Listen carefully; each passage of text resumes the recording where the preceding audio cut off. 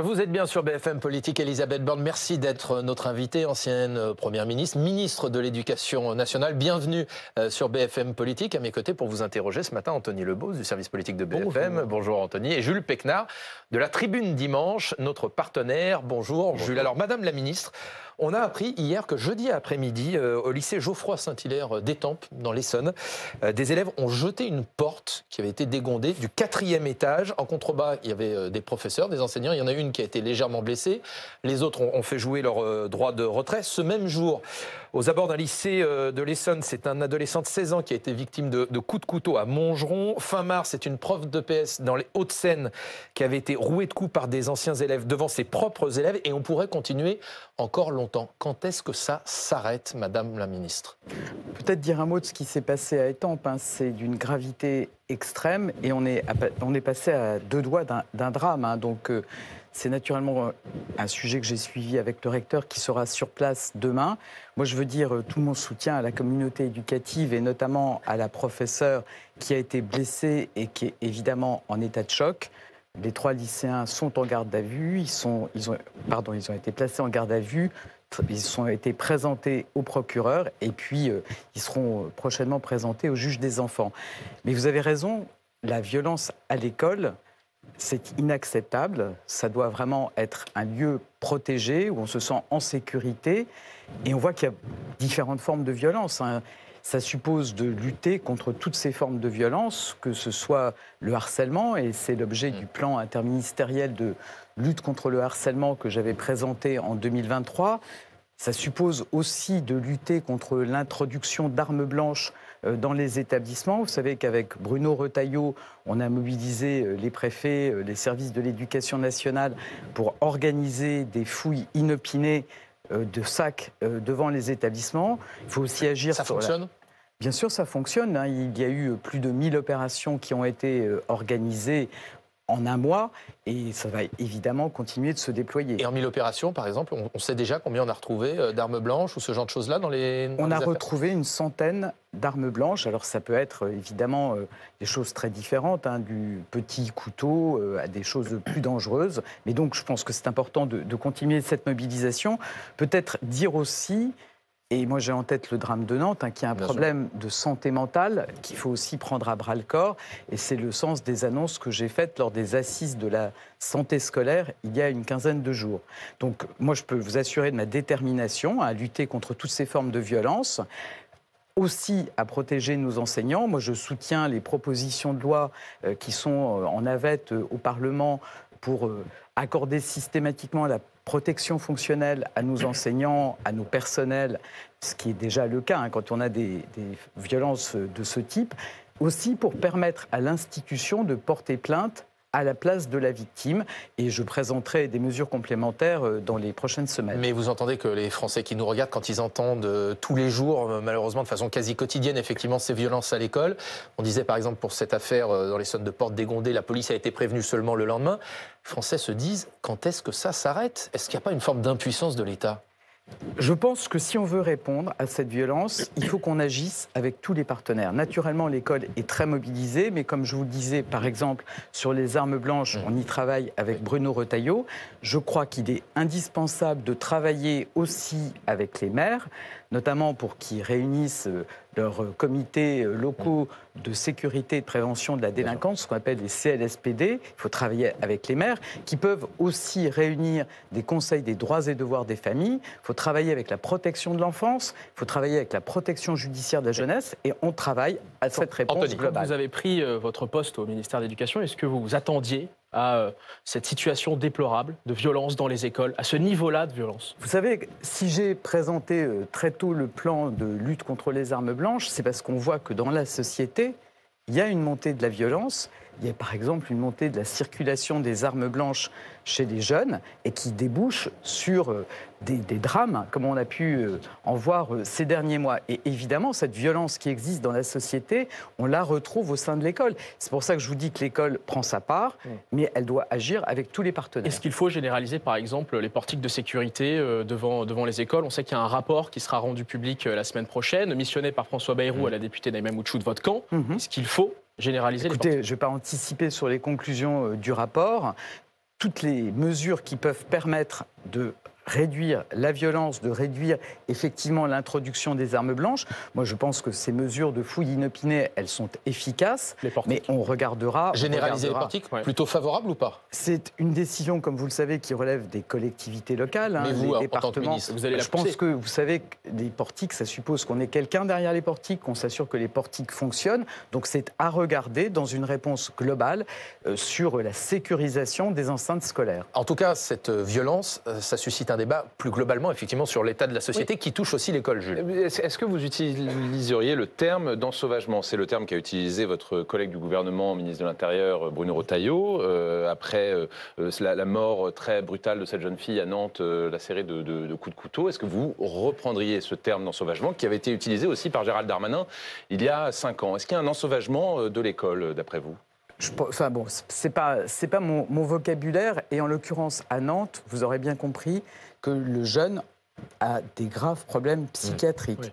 Il n'a pas pu aller au bout de sa garde à vue, il a été placé dans un service psychiatrique de l'hôpital, il a dû être déplacé dans un service spécialisé pour les personnes violentes. Donc on a des problèmes de santé mentale, on a aussi des problèmes de toute cette violence, ces incitations de défis qui peuvent circuler sur les réseaux sociaux, et c'est à tout ça qu'il faut s'attaquer. Vous récusez le terme en tout cas.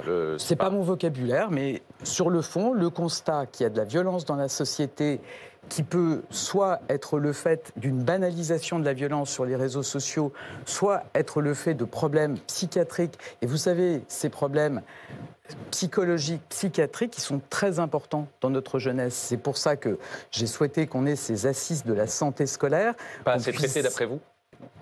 Notamment sur ces enjeux de santé mentale, évidemment, il faut aller plus loin.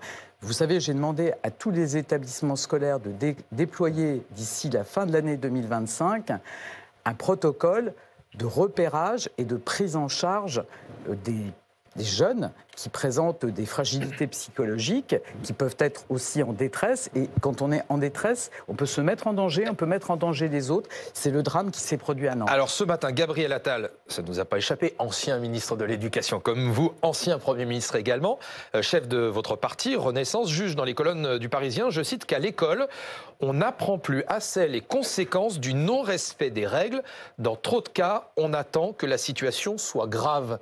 Est-ce que vous êtes d'accord avec lui? On n'apprend plus les conséquences du non-respect des règles à l'école?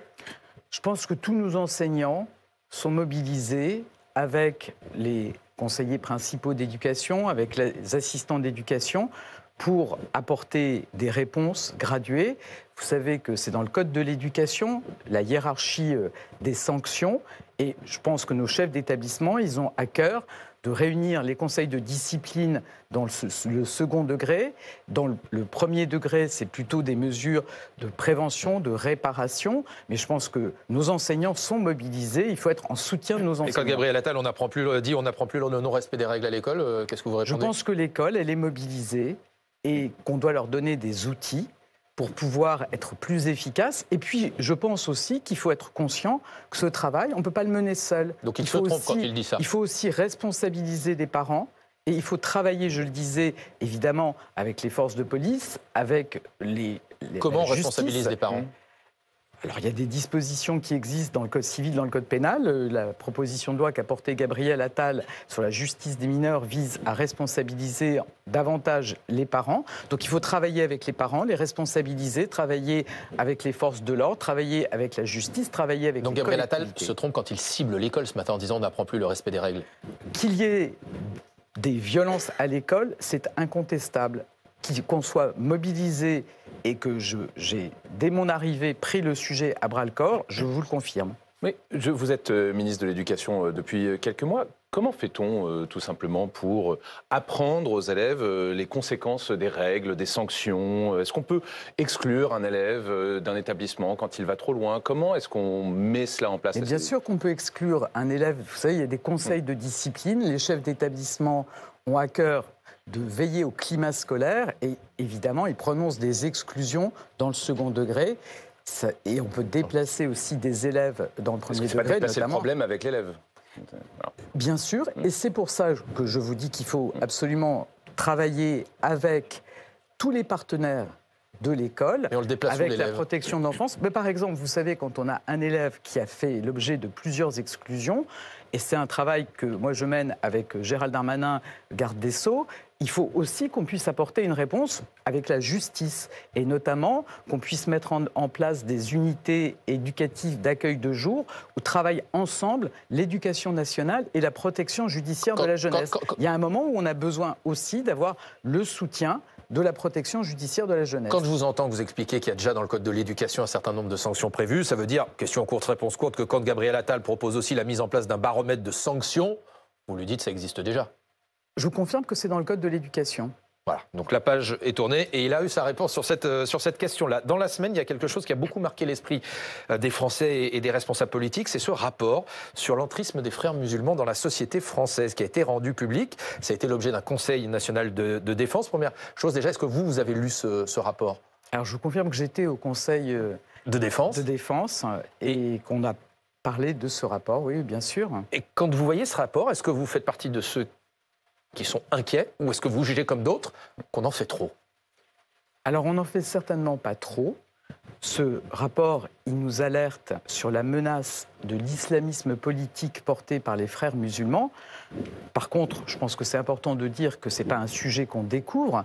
Vous savez que dans le premier quinquennat, il y a eu la loi Gatel, notamment pour mieux contrôler l'enseignement hors contrat, que le président de la République avait évoqué le sujet dans son discours des Mureaux en 2020, qui a eu la loi confortant les principes de la République. Qu'est-ce qui a changé depuis ce important, discours-là, depuis le 2 octobre 2020 avec ce discours ? Parce que ce rapport montre que finalement, pas grand-chose.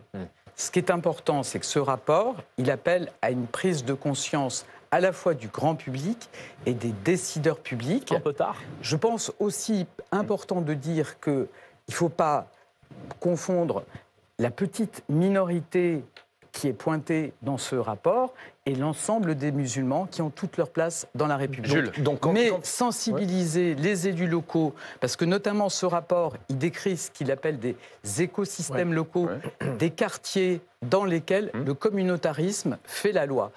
Ça n'est pas acceptable. Des quartiers où les femmes sont voilées, où les commerces sont communautaires, où tout le périscolaire est assuré par des associations communautaristes, évidemment, territoire perdu de la République. Ça n'est pas Jules Péclard, date d'il y a plus de 20 ans.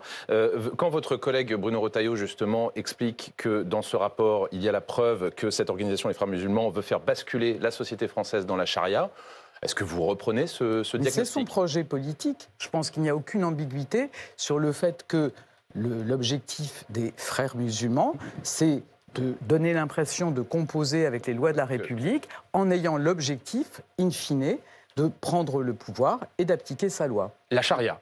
Oui. Pourtant, ce n'est pas ce que dit ce rapport. Ce rapport ne dit pas que demain, il y aura la charia. Non, mais ce rapport, il ne dit pas... Vous l'avez lu comme moi. Ce rapport, il ne dit pas que demain, il y aura la charia. Il dit que c'est un projet politique et qu'on voit que dans certains territoires, c'est un projet qui est mis en œuvre. Et je pense que c'est très important qu'on soit vigilant, mobilisé pour éviter ça et qu'on parte. Il met en garde, mais il ne dit pas que demain, il y aura un État islamique en France, ce rapport. Il ne dit pas ça. Vous l'avez vu. Il ne dit pas ça. Il pointe le risque qu'il puisse y avoir, comme ça existe en Belgique, des municipalités, à l'occasion de prochaines élections, qui puissent basculer. Aucun document ne démontre la volonté d'établir un État islamique en France ou d'y faire appliquer la charia, c'est ce que disent les auteurs. Ce rapport, il vous dit aussi que ça existe en Belgique, d'avoir des municipalités qui portent à leur tête des élus qui portent cette politique, cette vision des frères musulmans. Et ça, évidemment, on doit absolument lutter contre. Et je vous dis, je pense que se concentrer sur ces quartiers dans lesquels le communautarisme a pris le dessus, je pense que c'est très important. Les auteurs de ce rapport expliquent évidemment, je cite, que le secteur éducatif apparaît comme la priorité de la branche française des frères musulmans. Sur 74 établissements confessionnels musulmans, le rapport en pointe 21 qui seraient liés à la mouvance frériste. Comment une organisation telle que celle-ci a-t-elle pu infiltrer finalement le domaine de l'éducation en France ? Ce que je peux vous dire, c'est que tous ces établissements, ils font l'objet de contrôles. Je disais qu'il y a eu la loi Gatel en 2018 qui a permis de renforcer le contrôle de l'instruction en famille et le contrôle des établissements hors contrat. Sur ces établissements hors contrat, on a triplé depuis 2021 le nombre de contrôles. Et on va s'assurer et on mène un travail avec le ministère de l'Intérieur pour que nos contrôles soient plus efficaces, pour travailler évidemment avec les préfectures, pour travailler avec les DDFiP, les services fiscaux, pour travailler avec l'ensemble des partenaires pour avoir des contrôles efficaces. Et par exemple, suite à ce rapport, Martine Vassal, qui est présidente des Bouches-du-Rhône, et Rosa Muselier de la région Sud ont décidé de suspendre au collège-lycée Ibn Khaldoun, dans le 15e arrondissement de Marseille, les éléments qui financent justement l'aspect pensionnat. Il y a un établissement qui est directement cité dans ce rapport comme, je cite, un élément de l'écosystème frériste des Bouches-du-Rhône. Il vous demande, à vous, ministre de l'Éducation, de suspendre le contrat d'association de cet établissement avec l'État le temps de lancer une inspection académique. Est-ce que vous allez suspendre le contrat d'association de cet établissement avec l'État? Qu'est-ce que vous leur répondez? Alors d'abord, j'ai échangé avec Renaud Muselier. Moi, je comprends son émotion quand on lit ce qui est écrit dans le rapport. Un contrôle a eu lieu au mois de février sur la partie hors contrat de cet établissement. On travaille avec le ministère de l'Intérieur pour préparer un contrôle le plus efficace possible sur la partie sous contrat. Les règles, c'est quand on est dans un établissement sous contrat qu'on doit faire des contrôles. Ensuite, il y a une commission de concertation qui se réunit, qui peut décider de la suspension du contrat. Vous parlez de prise de conscience. Est-ce que pendant toutes ces années, finalement, la République n'a pas un peu dormi? On a l'impression qu'on s'est tous réveillés avec ce sujet. Est-ce que l'État n'a pas eu une forme de laxisme ces dernières années? Je crois avoir dit le contraire. Quand on a voté en 2018 une loi qui a permis le contrôle des établissements hors contrat, quand on a pris des mesures pour contrôler l'instruction Mais en vous faites famille. le même constat qu'Emmanuel Macron en 2020 qui dit, je cite, « Nous avons nous-mêmes construit notre propre séparatisme, celui de nos quartiers, c'est la ghettoisation de notre République qui a laissé faire. » Vous-même à Matignon, vous avez peut-être vu cet entrisme se déployer. Qu'avez-vous fait, vous? Et est-ce que vous n'avez pas une forme de responsabilité aussi? Ce que je peux vous dire, c'est que cet entrisme ou ce séparatisme, on le combat. C'est le sens de la loi de 2021. Ensuite, s'il y avait des réponses magique, ça se saurait. Et donc, vous savez, face à des constats d'une telle gravité, je pense qu'il ne faut écarter aucune piste de travail et qu'il faut bâtir des réponses rigoureuses, évidemment, qui soient constitutionnellement solides et qui soient applicables. Et donc, quand on vous entend, on a l'impression que tout va bien, les réponses ont été apportées et tout va bien se passer. Je ne dis pas ça du tout. Je dis qu'on n'est pas naïf, qu'il y a eu des réponses. Vous n'avez pas été naïf sur cette question-là. Je vous renvoie au discours du président de la République en 2020 au Mureau. Non, vous savez, moi j'ai été préfète, j'ai aucune naïveté sur ces sujets. Mais ensuite, toute la question, c'est comment on combat, Alors, le ministre de l'Intérieur a annoncé des mesures, notamment sur la coordination des services de renseignement, sur la constitution d'un parquet administratif. Évidemment, on doit aussi réfléchir à la façon dont on contrôle mieux tous les circuits de financement, dont on peut mieux saisir les avoirs. Et donc, c'est l'ensemble de cette politique. Le président de la République a annoncé qu'il réunirait un nouveau conseil de défense début juin. Et on va mener le travail avec rigueur pour pouvoir apporter des mesures. Jules, Madame la ministre, vous dites que vous n'avez pas péché par naïveté, pourtant le problème demeure. Citez-nous une ou deux mesures très concrètes qu'on peut appliquer pour combattre cet entrisme islamiste aujourd'hui. Et notamment dans l'éducation nationale. Je vous le dis, au sein de l'éducation nationale, on fait des contrôles dans ces établissements. On le faisait sur le hors contrat, on le fait désormais, et peut-être ça renvoie à un autre sujet d'actualité, la commission d'enquête sur les suites de Betaram. Donc on va aussi contrôler les établissements. Mais les contrôles, ils ont toujours existé. Oui, vous savez, on nous dit aussi qu'on fait parfois... Moi, j'ai, devant une commission d'enquête, été accusé de 2 poids 2 mesures et de faire des contrôles trop réguliers sur les établissements sous contrat. Par exemple, ce qui a conduit à la résiliation du contrat du lycée Averroès ou encore à la résiliation du contrat du lycée Al-Kindi à Lyon. Donc on fait des contrôles. Quand il le faut, on remet en cause le contrat. Quand il le faut, on ferme les établissements. Madame Borne, est-ce que vous pouvez nous dire, justement, vous parlez des contrôles, s'il y a aujourd'hui, dans les personnels de l'éducation nationale ou sous contrat avec l'éducation nationale, des personnes qui sont fichées S? Mais bien sûr que non. Enfin, vous savez qu'on a systématiquement, quand on recrute des personnels de l'éducation nationale, des professeurs, un examen de leur situation, on vérifie leur honorabilité, on vérifie qu'ils ne sont pas inscrits ni au fichier sur les atteintes sexuelles, ni au fichier sur le terrorisme. Vous pouvez le certifier aujourd'hui, qu'il n'y en a pas.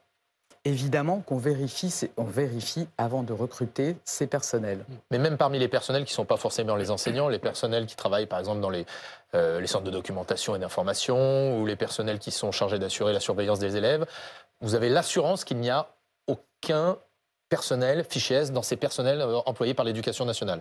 Ce que je vous dis, c'est qu'on fait systématiquement des contrôles avant de recruter. Il peut y avoir des trous dans la raquette ? Qu'il puisse y avoir des évolutions et qu'il faille être vigilant et travailler la main dans la main avec les services de la préfecture, je vous le confirme. Et il y a les mêmes contrôles pour ceux qui sont recrutés directement par l'Éducation nationale que pour ceux qui sont sous contrat. Dans les pour personnels. Les établissements sous contrat ? C'est ça, c'est les mêmes contrôles. Donc ça n'était pas le cas précédemment, c'est le cas pour les professeurs, puisque c'est l'Éducation nationale qui les recrute, et on a un plan pour repasser tous les dossiers des personnels qui ne sont pas de l'Éducation nationale dans les établissements. Mais est-ce qu'aujourd'hui, vous pourriez nous dire qu'il n'y a pas de fichier S à l'Éducation nationale ? Je pense qu'il n'y a pas de fichier S à l'Éducation nationale, bien évidemment. Je pense. Enfin, vous savez, c'est quelque chose... Enfin, on peut avoir des situations qui évoluent. Je peux vous assurer de ma plus grande vigilance et que les procédures sont là. Question très concrète d'Anthony. Sur les mesures que vous pourriez prendre en tant que ministre de l'Éducation, est-ce qu'il faut développer et encadrer davantage l'enseignement de l'arabe? C'est ce que préconise aussi ce rapport, et c'était d'ailleurs une promesse aussi d'Emmanuel Macron en 2020. L'enseignement de l'arabe, d'abord, moi je vais vous dire, mon objectif, c'est d'abord d'élever le niveau des élèves, de tous les élèves, sur le français, les mathématiques, l'histoire géo. Sur l'enseignement de l'arabe. Il faut proposer l'apprentissage de langue vivante. C'est notamment le cas de l'arabe. Je crois qu'on a de l'ordre de 20 000 élèves qui apprennent l'arabe comme première, deuxième ou troisième langue. Je pense que ça n'est pas beaucoup quand on sait qu'il doit y avoir 400 millions de personnes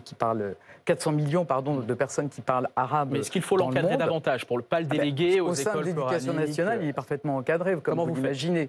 Est-ce qu'il faut le développer davantage? De l'Éducation nationale.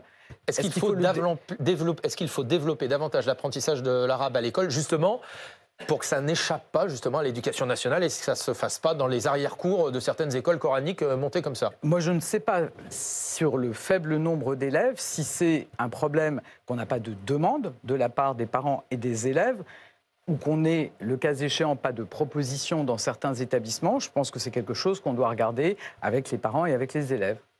Le rapport fait état d'autre chose.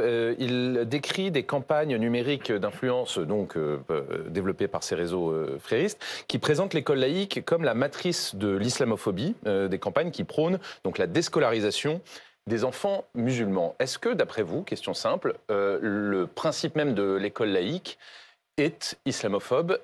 Et par ailleurs, est-ce que vous reprenez ce terme? Le fait que... Est-ce qu'il y a une critique qui est faite, vous le savez, par certains adversaires de la République qui disent que la laïcité à la française serait islamophobe? Qu'est-ce que vous leur répondez? Est-ce que vous reprenez le terme d'islamophobie? Non, mais attendez, l'école laïque, elle accueille tous les élèves, quelle que soit leur confession, comme au demeurant, tous les établissements sous contrat doivent le faire. Mais il y a des citoyens français qui pensent cela. Je ne le reprends pas. Je pense que certains portent des thèses que, évidemment, on doit combattre. Ouais. Que certains entendent visiblement. Est-ce que... je pense qu'il faut aussi se dire qu'on n'assiste absolument pas à une déscolarisation d'enfants, que le nombre d'établissements sous contrat ou hors contrat n'augmente pas et que l'éducation, l'instruction en famille est en forte baisse. Il y a une question beaucoup plus profonde à ça. Est-ce que, selon vous, l'État français est armé contre cette critique formulée par l'islam radical que la laïcité est de manière inhérente hostile aux musulmans de France? Je pense que c'est évidemment une idée qu'il faut combattre, à la fois dans son principe et dans la réalité. Donc je pense que c'est très important, y compris quand on a un rapport qui pointe une petite minorité agissante des frères musulmans, comme il peut y avoir d'autres courants d'islamisme politique. C'est très important de dire à tous nos compatriotes musulmans qu'ils ont leur place, qu'ils peuvent exercer leur religion comme toutes les autres religions dans le cadre des règles de la République. Question très concrète, est-ce que vous pensez qu'il faut une nouvelle loi justement séparatisme? C'est ce que demandent certains, par exemple, comme Manuel Valls, qui est l'un de vos collègues du gouvernement. Vous savez, je pense qu'il faut faire le travail dans le bon ordre. C'est-à-dire que j'ai évoqué le fait qu'on doit à la lumière de ce rapport, des échanges qu'on a eus dans ce premier Conseil de défense, continuer à travailler pour examiner toutes les pistes. Et si parmi les pistes, il y a des mesures législatives, eh ben, il faudra une nouvelle loi. Anthony. Jordan Bardella, le président du RN, souhaite que les frères musulmans soient classés en tant qu'organisation terroriste, qu'elles soient interdites, qu'elles soient dissoutes. Et vous ? Je ne sais pas de quels éléments dispose Jordan Bardella pour dire ça. Je peux vous assurer que le ministère de l'Intérieur doit naturellement être vigilant et que s'il y avait des éléments qui permettent de le classer, ça serait déjà fait. Elisabeth Borne, vous êtes présidente du Conseil national de Renaissance, en quelque sorte numéro 2 du parti, justement sur cette question de la lutte contre l'entrisme de l'islam radical dans la société française. Le numéro 1 du parti, Gabriel Attal, a fait un certain nombre de propositions choc cette semaine. Première chose, est-ce qu'il vous en avait parlé? Est-ce que c'était concerté? Alors, on n'a pas eu l'occasion d'échanger sur le sujet. Il ne vous a pas appelé pour vous prévenir? Enfin, je pense qu'il a dû être très occupé, mais donc on n'en a pas parlé. Vous êtes numéro 2 du parti. Vous êtes numéro 2 du parti?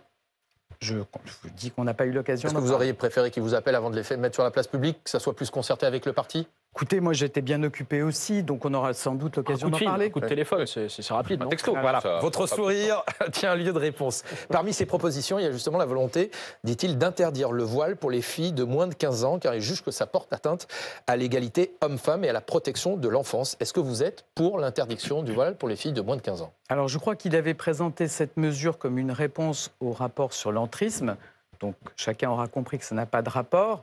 Ensuite, moi ce que j'ai dit, c'est que quand on est face à une menace grave, il faut ne s'interdire aucune piste, mais qu'ensuite, il faut travailler pour proposer des mesures rigoureuses, constitutionnellement solides et applicables. Donc parlons très concrètement, pour vous, cette proposition de Gabriel Attal n'est pas constitutionnellement solide.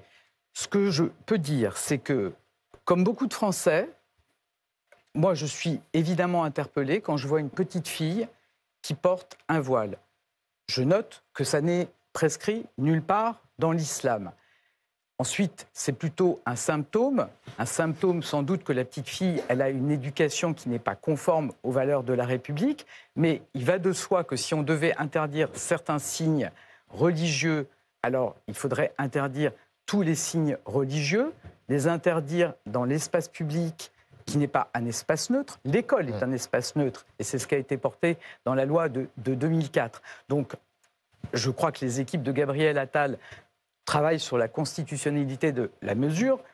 Je le dis, à titre personnel, j'ai les plus grands doutes sur la constitutionnalité de cette mesure. Puis ensuite, il y a une question d'applicabilité. Est-ce qu'on imagine que des policiers vont interpeller, verbaliser des petites filles? Donc, donnons-nous toutes les armes pour lutter contre cet entrisme islamiste par des mesures constitutionnelles et applicables. C'est une erreur politique de faire ce type de proposition de la part de Gabriel Attal? Enfin, je ne vais pas me prononcer sur le sujet. Je dis simplement que je pense que c'est très important, c'est de la démagogie, vous diriez? Face à des menaces graves, d'avoir des réponses étudiées, de prendre le temps d'en débattre aussi. Vous savez, quand on a des mesures de ce type-là, je pense que c'est important, puisqu'on doit consulter nos militants, d'avoir un temps de débat. Ce qui n'a pas été le cas. Un temps de débat. Et j'espère que ce débat, il pourra se tenir dans nos assemblées départementales, qui pourra se tenir au sein de nos comités locaux, parce que vous savez, donc à Renaissance, si la question est est-ce que ça vous interpelle ou est-ce que ça vous choque de voir une petite fille voilée, la réponse est sans doute oui. Ensuite, quelle est la bonne réponse? Est-ce que c'est cette interdiction? Moi, je ne le pense pas. Est-ce que c'est de la démagogie? Je ne vais pas rentrer dans ces débats. Je ne vais pas rentrer dans ces débats. Oui, est-ce que c'est de la démagogie? Je ne vais pas rentrer dans ces débats. Je dis que... Vous n'êtes pas habitué à la langue de bois, madame. Je pense que ma famille politique, et c'est pour ça aussi que je me suis engagé en 2017, ma famille politique, elle se singularise par le fait qu'elle porte des mesures qui sont étudiées rigoureusement, dont on sait qu'elles sont efficaces, qu'elles sont constitutionnelles et qu'elles sont applicables. Donc il a aussi parlé trop vite, l'ancien Premier ministre, quand il propose la création d'un délit de contrainte de port du voile contre les parents qui forceraient leur fille à porter le voile. Là aussi, il a parlé trop vite, votre chef de parti? Je pense que ça pose la question de l'applicabilité. Donc prenons le temps du débat sur toutes ces mesures. Prenons le temps du débat. Il peut y avoir des points de vue différents. Je vous ai exprimé le mien. Je pense que c'est suffisamment sérieux, important pour qu'on en débatte. Augure peut-être de discussion avec Gabriel Attal prochainement. Et plus largement, sur le sujet du voile, vous venez de dire que c'est prescrit nulle part dans la religion musulmane. Est-ce que pour vous, le voile Est-ce que c'est un signe politique ou un signe religieux aujourd'hui? Vous savez, j'ai eu l'occasion d'en parler avec Manuel Valls. Quand on est dans un quartier dans lequel les femmes ne portaient pas le voile et tout d'un coup, toutes les femmes portent le voile, je considère que ça n'est pas l'expression d'une liberté religieuse. Et donc je pense qu'il nous faut agir à chaque fois que le port du voile est imposé ou à chaque fois que c'est une façon de défier la République. Ensuite, les modalités d'action, ça mérite un travail sérieux. 2 questions très concrètes. Est-ce que vous êtes pour l'interdiction du voile à l'université? Oui, non, c'est ce que souhaite votre collègue Bruno Retailleau. Non, j'ai déjà eu l'occasion de le dire. Vous savez, l'université, c'est le lieu où les consciences sont construites et c'est le lieu de l'expression aussi de ses convictions religieuses, politiques. C'est un lieu de débat, donc non. Interdire le voile pour les mamans qui accompagnent les sorties scolaires? Non, j'ai déjà répondu aussi à ce sujet. Je pense que... Enfin, vous savez, il y a un principe de laïcité dans notre pays qui prévoit la liberté de croire ou de ne pas croire, qui pose la neutralité de l'État, de ses agents, de certains espaces comme l'école, et qui, par ailleurs, considère que la limite à la liberté d'expression, c'est naturellement de garantir l'ordre public. C'est ça le cadre, et je pense qu'il faut s'y tenir. Vous évoquiez il y a quelques instants ce qu'était la promesse d'Emmanuel Macron en 2017, en disant que sur les propositions de Gabriel Attal, on n'y était pas franchement. Il y en a un autre qui met des propositions sur la table sur la question de la lutte contre l'insécurité et le narcotrafic, c'est Gérald Darmanin, qui veut ouvrir une prison au milieu de la jungle en Guyane pour y mettre notamment un certain nombre de narcotrafiquants et d'islamistes radicalisés.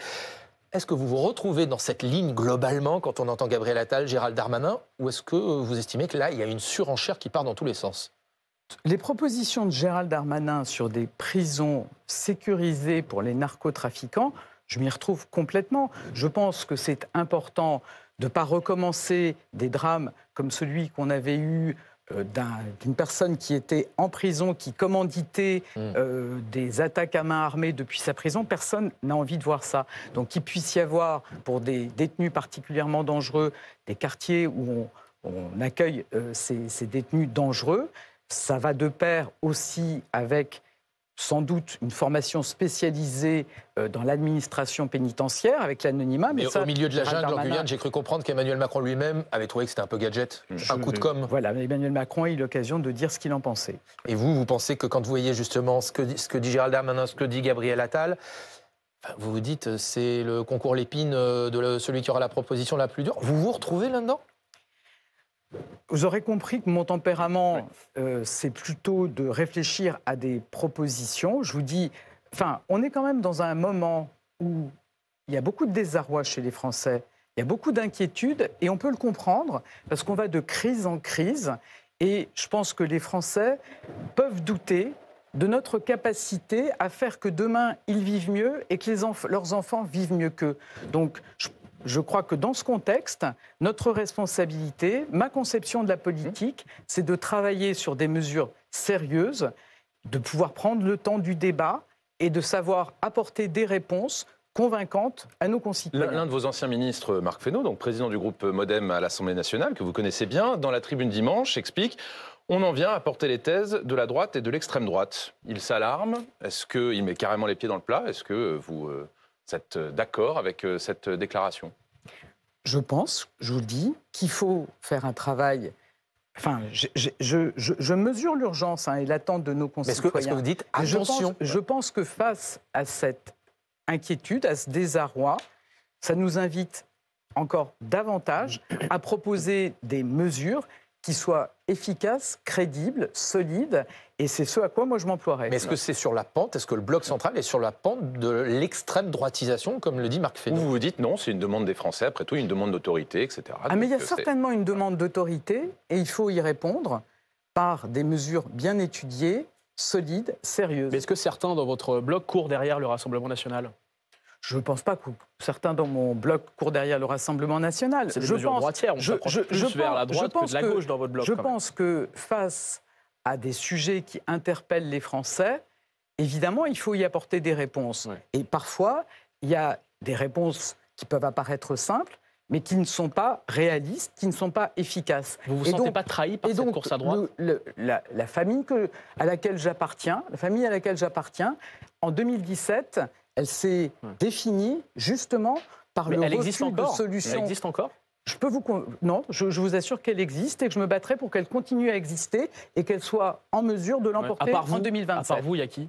Non, je ne vais pas vous faire la liste, mais je pense qu'on est nombreux. On est nombreux. Moi, je ne les vois pas, personnellement. On est nombreux à vouloir garder cet esprit, c'est-à-dire sortir du clivage et d'alternance droite-gauche, qui, je pense, a été délétère pour notre pays, représenter une force centrale qui peut trouver des compromis avec la droite républicaine, avec la gauche modérée. Vous savez, quand j'étais Première ministre, on a fait voter des dizaines de textes en trouvant des compromis avec la droite républicaine ou avec la gauche modérée. Je pense que c'est comme ça que notre pays pourra avancer. Quand la porte-parole de votre gouvernement dit cette semaine que le macronisme trouvera, je cite, probablement une fin dans les mois qui viennent, c'est acceptable qu'une porte-parole du gouvernement... Je crois qu'elle a eu l'occasion de s'excuser, non ? Je crois qu'elle ne s'est pas excusée. Non, franchement. Il n'est pas trop tard. Il n'est pas trop tard. Vous lui demandez des excuses ? Je pense qu'elle est nommée par le président de la République, comme nous tous. Et donc Je pense que dans ce cas-là, c'est important de respecter la personne qui vous a nommé. Ou de partir ? Je ne sais pas à moi d'en décider, mais je pense que c'est important. D'abord, dans la forme, c'est en effet quelque chose que je trouve choquant, de porter des propos de cette nature.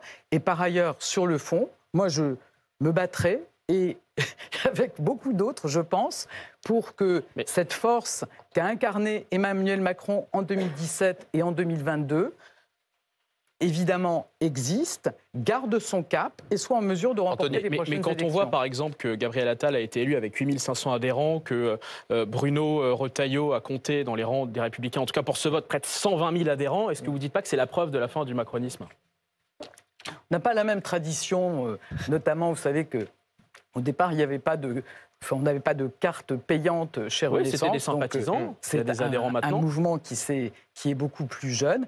Je n'ai pas de doute qu'il y a beaucoup de nos concitoyens qui attendent des réponses solides, sérieuses, qui ne rentrent pas, vous savez, dans les vieilles idées qu'on peut porter depuis des décennies, la suppression de l'AME d'un côté, la régularisation de tous les sans-papiers de l'autre, qui veulent des réponses sérieuses, construites, efficaces, parce que les problèmes, les défis auxquels on est confronté le méritent. Le macronisme, en 2017, c'était Emmanuel Macron. Ça a été Emmanuel Macron pendant ses 2 mandats. C'est qui demain, le macronisme ? Qui va porter cette force-là ? À vos yeux, qui peut rassembler dans les années à venir ? Je pense qu'il est trop tôt pour le dire. Ce dont je suis certaine, c'est que notamment, vous voyez, le MoDem qui porte cette position depuis des années continue à exister. Et je vous dis, je pense qu'on est nombreux à vouloir porter ce message, l'incarnation de ce bloc central, qui, je pense, joue un rôle déterminant dans notre vie politique pour qu'on ne retombe pas dans ce travers de l'alternance droite-gauche. Mais justement, pour déterminer justement l'identité de la personne capable de porter ce message en 2027, est-ce qu'il ne faut pas une primaire ?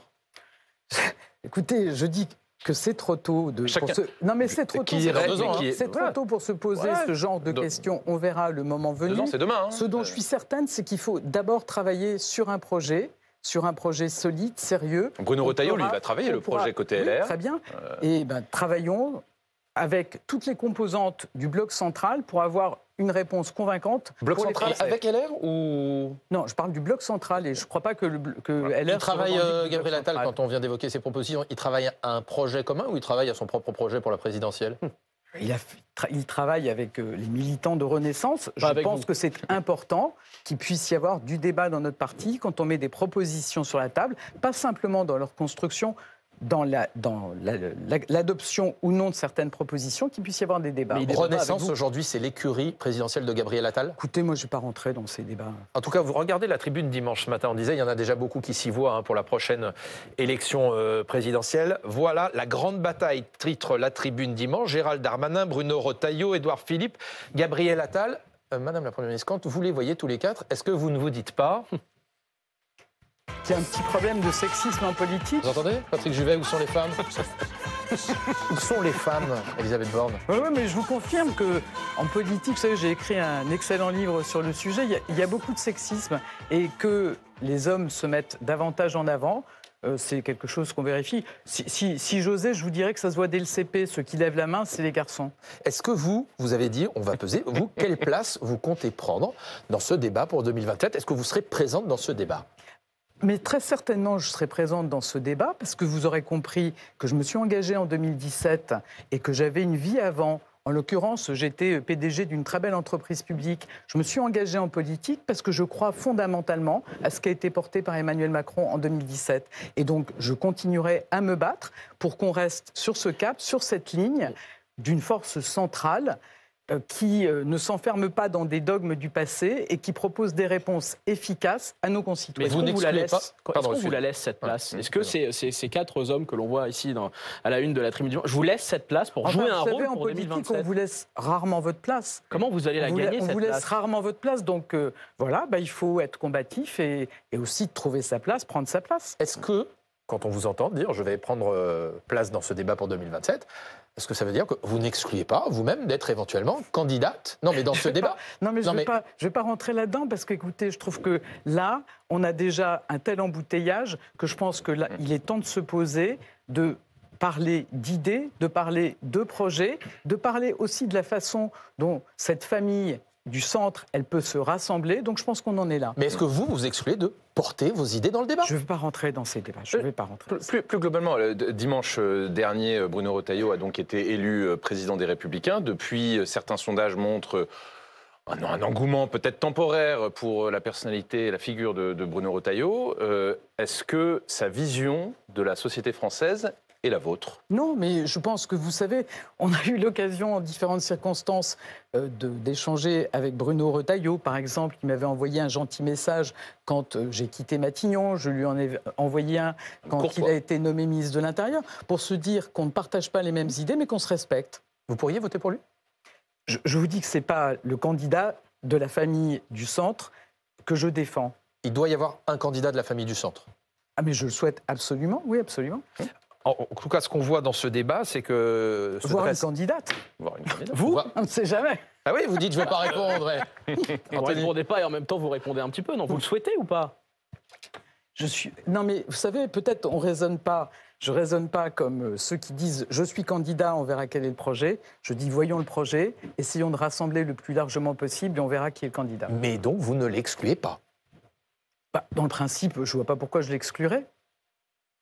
Est-ce que quand on monte les marches de Matignon, comme le disait Georges Pompidou, on pense déjà à celle de l'Élysée? Non, mais c'est vraiment peut-être une différence de fonctionnement, vous voyez, entre les femmes et les hommes. Quand moi je suis dans une fonction, j'essaye de l'exercer au mieux et je ne suis pas en train de me demander ce que je ferai le lendemain. Alors, on voit que se dresse déjà la perspective de la fin du mandat d'Emmanuel Macron, mais il y a encore 2 ans, et l'un des dossiers phares, on l'évoquait sur l'aspect de la sécurité, c'est évidemment cette question de l'éducation qu'on a déjà beaucoup évoquée. Et Emmanuel Macron a décidé justement de lancer une convention citoyenne, notamment sur les rythmes scolaires. Il en a parlé depuis près d'1 an et demi en disant qu'il faut réduire notamment les vacances. Première question, est-ce que cette question des rythmes scolaires qui concerne quasiment tous les Français qui nous regardent, notamment ce matin, ça pourrait être une question posée dans un référendum?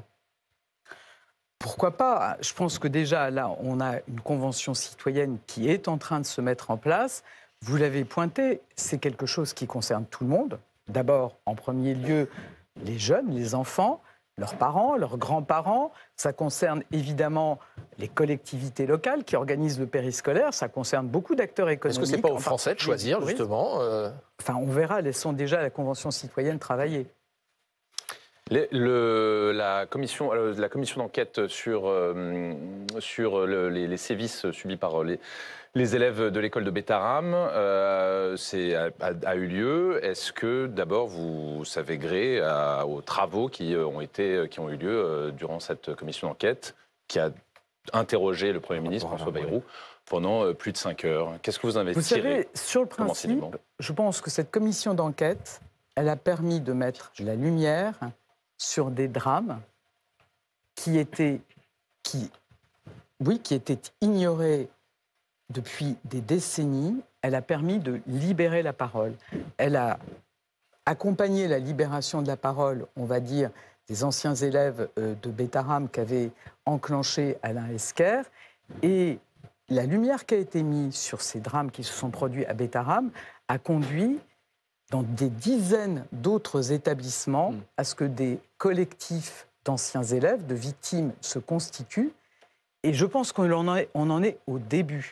Mais moi, je peux vous dire que je vois des dizaines d'établissements où des associations de victimes, des collectifs se sont constitués et ont pu dire ce qu'ils n'avaient pas réussi à dire depuis des décennies. Et cette libération de la parole, elle est fondamentale parce qu'elle va permettre que la justice passe, même si, malheureusement, il y a beaucoup de faits qui sont prescrits. Et puis, elle va poser la question de l'indemnisation des victimes. Et donc, je pense que c'est très important. Il y a combien d'autres bêta-rams, Madame la Ministre, en France, malheureusement? Alors, il y a des dizaines d'établissements dans lesquels il y a des associations de victimes qui se sont constituées et qui déposent plainte. Vous pensez qu'il y en a d'autres qui n'ont pas encore été identifiés aujourd'hui? Vous savez, si vous reprenez le rapport qui avait été fait par la CIAZ, la Commission d'information sur les abus sexuels dans l'Église, c'est des centaines de milliers, leur évaluation, c'est qu'il y a eu des centaines de milliers de victimes. Et Jean-Marc Sauvé, qui présidait cette commission, a dit qu'un tiers pouvait concerner l'école. Donc je pense qu'on aura encore beaucoup de prise de parole, de libération de la parole. Je pense que c'est une excellente chose. Ensuite, ma responsabilité, à moi, c'est évidemment d'agir. Et c'est pour ça que dès le 14 février, j'ai demandé un contrôle sur bêta-rams. Et c'est pour ça que, mi-mars, j'ai présenté un plan qui s'appelle « Brisons le silence, agissons ensemble ». L'objectif, c'est que ça ne soit plus possible, ni dans les établissements publics, ni dans les établissements privés. Donc c'est une remontée systématique de tous les faits de violence. C'est l'accompagnement de la libération de la parole, notamment par des questionnaires pour les internats et les voyages scolaires. C'est également des contrôles renforcés, 1000 contrôles cette année dans des établissements privés sous contrat. On avait quelques unités par le passé. Est-ce que vous essayez de prendre un taxi ces derniers jours? C'est pas évident. Question d'actualité, Anthony Lebos. Oui, on a vu ces nombreux taxis qui se mobilisent dans la rue, bloquent certaines autoroutes. Hier, François Bayrou les a reçus en réunion au ministère des Transports. Il a promis aux taxis qu'il allait revoir en quelque sorte cette nouvelle convention qui modifie le mode de rémunération pour les taxis conventionnés des transports de patients. Que doit faire l'État pour calmer cette colère? Alors vous savez, c'est un secteur que je connais bien, parce qu'il se trouve que j'ai été ministre des Transports dans une vie antérieure. Je pense qu'il y a deux sujets, et c'est peut-être ce qui complique un peu le débat. À la fois la concurrence avec les VTC, ce n'est pas un sujet nouveau, et puis la convention de l'assurance maladie. Vous savez, c'est 6 milliards par an, les transports sanitaires, 3 milliards pour les taxis, et on demande une économie, je crois, de 250 millions. Donc j'ai pas de doute. On ne peut pas s'en passer. J'ai pas de doute.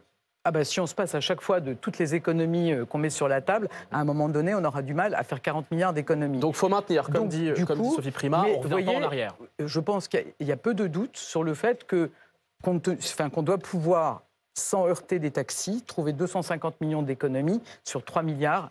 Faut qu'ils fassent un effort, les taxis. Non, mais discutons avec eux, parce qu'il y a des abus qui existent, et c'est contre ça qu'on doit lutter. Merci beaucoup, Madame la Première ministre, d'avoir été notre invitée ce matin. Merci Jules, merci Anthony.